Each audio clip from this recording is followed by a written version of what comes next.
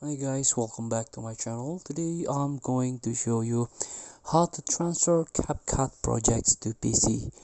So this is the easy tutorial.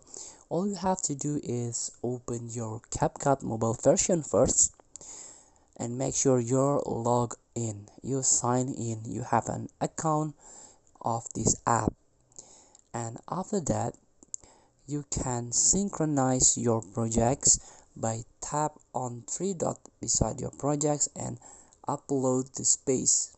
Tap it, upload, and then you use this space to a to make a storage like a cloud.